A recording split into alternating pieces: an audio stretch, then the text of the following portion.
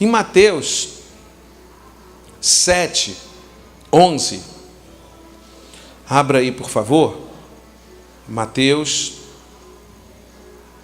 7, versículo 11. Diz assim: se vós, pois, sendo maus, sabeis dar boas dádivas aos vossos filhos, quanto mais vosso Pai, que está no céu, dará boas coisas ao que lhes pedirem. Então eu quero, com esse versículo, te dizer uma coisa: nós temos que cuidar como pais, e nós sabemos disso. Esse é o exemplo apostólico, esse é o exemplo de Jesus. Jesus cuidava dos discípulos como se fossem seus filhos, dos apóstolos mais particularmente, como se fossem seus filhos. Os chamava de filhinhos. E embora Jesus fosse muito novo, tudo indica que todos os seus discípulos eram ainda mais, que se tornaram apóstolos, eram mais jovens que ele. Ele inicia o seu ministério com 30 anos de idade. Imagina quão jovens eram aqueles homens quando começaram a caminhar com Jesus. Segundo alguns estudiosos, como já falei aqui, possivelmente eram jovens de 17, 18, 19, 20 anos. Talvez o mais velho entre eles fosse Pedro, acima de 21. Mas muito provavelmente não tão mais. Então, filhinho ali era um indicativo também de que ele era mais velho do que aqueles que estavam seguindo. Então ele sempre cuidou assim. Como nós temos que cuidar daqueles que se aproximam de nós? Como nós temos que cuidar daqueles que se dispõem a nos ouvir e a serem orientados por nós? Como filhos. Como filhos. Então eu preciso, mesmo cuidando como filhos, eu preciso manter a referência. E a gente perde a referência aí, sabia? Porque a gente começa a cuidar como filhos, e às vezes a gente cuida como se fosse pai, mas a gente não cuida como Jesus cuidou como pai. Nós começamos a cuidar muito mais como o pai que nós gostaríamos de ter tido, do que como Jesus. E como todos nós gostaríamos de ter um pai melhor do que tivemos, todos nós, não para com essa. Eu sei que teu pai não está aqui hoje, não é dia dos pais, tá legal? Então, todos nós podemos amar os nossos pais, sem dúvida, e são boníssimos. Mas se pudesse aquilo, tudo que nós quiséssemos agregar neles seria maravilhoso. Não, nós queríamos um pai mais carinhoso, mais afetivo, uma mãe mais afetiva, mais carinhosa, mais provedor e menos provedor, mais problemático, menos grosseiro. O pai ideal não é o pai real de ninguém, certo? E aí, ao invés de olhar para Jesus, nós começamos a tratar os outros, tendo como modelo o pai ideal que nós gostaríamos de ter. E aí nós acabamos sendo pais que agem de forma erradamente paternalista, mas num foco errado.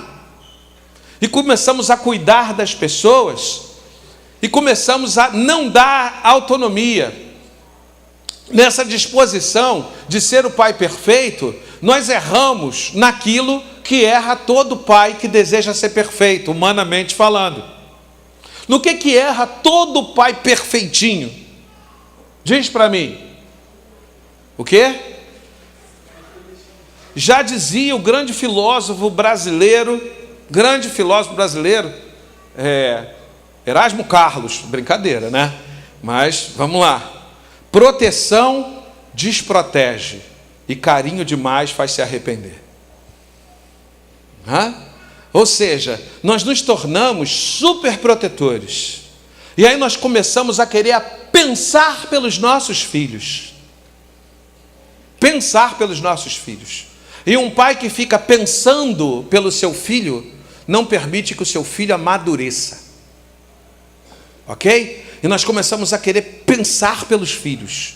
E nós queremos que o filho seja a reprodução exata do que somos.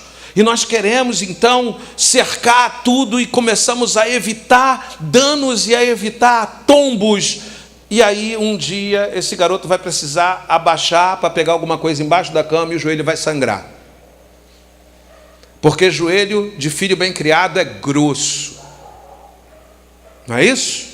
Joelho de filho bem cuidado é grosso. Porque brinca, pula, rola, joga bola, cai, levanta. Joelho de filho bem cuidado é grosso. O que não significa que também só ter joelho calejado também foi resultado de bom cuidado. Não entendam uma coisa e outra. Mas faz parte do bom cuidado deixar que aquele filho que não é maduro viva as suas experiências e tenha suas rupturas, seus traumas, seus machucadinhos. Isso faz parte. Outro dia perguntei para um irmãozinho, falando o seguinte: você gostaria de ter um filho banana? A maior forma de ter um filho banana é não deixar ele se machucar, não deixar ele criar independência, autonomia. Você vai ter um filho banana, que será um marido banana, e que será um banana. Em tudo que faz, será um banana. Entendeu? Então, superproteção desprotege. Então a gente tem que dar à pessoa autonomia. Então, Deus é um bom pai. Jesus gerou discípulos como um pai, um bom pai, mas ele deu autonomia para os seus. Do mesmo jeito que ele instruiu, ele deu autonomia. Cuidamos como pais, entretanto, que não devemos, cuidamos como pais, mas precisamos entender que devemos gerar discípulos maduros, não religiosos dependentes, mas discípulos maduros, filhos maduros e não religiosos dependentes. Muitas vezes só resta observar, manter os braços abertos e esperar. Não se deve fazer nada a mais.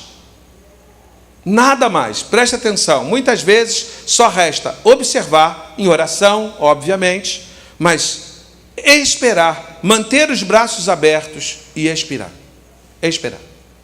A gente vê o próprio Jesus dando o exemplo da ação do pai na parábola do filho esbanjador, do filho pródigo. Não é isso? O que é que ele diz? Como é que é narrada aquela história? Está lá o pai esperando a entrada da fazenda, pronto para acolher. Mas eu não vi naquela história exemplo de como devemos nos comportar. Um pai que foi até a cidade onde o filho resolveu viver, atrás dele, fazendo nenhuma proposta de volta, nada. Eu creio que aquele pai intercedeu e esperou o pai daquela parábola, e deixou que o filho vivesse suas experiências, que tivesse liberdade para andar segundo aquilo que é o seu entendimento, para que pudesse verdadeiramente amadurecer. Até porque, olhando para aquela parábola, eu entendo que Jesus está falando de um pai que fez tudo o que tinha que fazer, deu tudo o que tinha que dar, instruiu tudo o que tinha que instruir. Era um bom pai, aparentemente, e sábio. Mesmo diante de toda a sabedoria que recebeu, toda a direção que recebeu, aquele filho decidiu os seus caminhos. E diante dessa escolha, o pai deixou ir. E ficou aguardando. Para a felicidade dele, aquele filho caiu em si e voltou. Muitas vezes é só isso que nos resta, mesmo dentro da perspectiva do discipulado. Vai, quebre a cara, você conta comigo, mas eu não vou mais ficar dando os mesmos caminhos para você, e não vou ficar cercando os abismos que aparecerem diante de você. Você vai entender que na beira do abismo não é lugar para andar. Se você quiser andar por lá, quando você cair, eu estou lá para tentar recolher os cacos e para ver o que a gente pode aproveitar dessa experiência tua. Mas eu não vou gastar minha vida inteira cercando todos os abismos do mundo, porque tem gente que parece que um abismo chama o outro, né? Se tu cercar aquele, vai arrumar um outro abismo, tu cerca, ele arruma outro e arruma outro. Não é assim? Então, é isso que a gente precisa fazer. Não ser forçoso é reproduzir Cristo. Não ser forçoso. Se dispor com respeito às decisões individuais. Isso é reproduzir Cristo. Cristo nunca foi forçoso, meu amado. Nunca gastou muito com ninguém depois de ter instruído. Nunca. Instruía, esperava o resultado da sua instrução. Parece que muitas vezes a gente pode se perder querendo ser mais cuidadoso, mais zeloso do que Cristo. E aí nós somos forçosos na instrução que damos o tempo todo, o tempo todo, o tempo todo, o tempo todo. Não foi assim que Jesus fez. Se queremos gerar discípulos como ele gerou, precisamos de cuidar quanto a isso. Até porque isso é esforçoso sobre a vida de quem recebe o esforço, e é esforçoso sobre a vida de quem cuida. Porque poderia estar cuidando de tantos outros e tendo o melhor resultado, mas está lá se esforçando sobre a vida de alguém que não quer ouvir, não quer viver, não quer fazer, não quer se corrigir. Então é esforçoso para ele que recebe, é esforçoso para quem cuida. Não é deixar de cuidar, mas é deixar ir. É diferente. Deixar de cuidar é uma coisa, deixar ir é outra. Um filho toma uma decisão, sai de casa, ele deixa de ser seu filho? Você desistiu dele por causa disso? Não, uma coisa é desistir, a outra é deixar ir. Vai. Desistir não, mas vai. Na hora que você quebrar, para quem que você vai voltar? Certamente para quem te ama, você sabe que eu te amo. Para quem te apontou caminho diferente, você sabe que eu te apontei. Entendeu? Então a gente precisa trazer isso para o discipulado.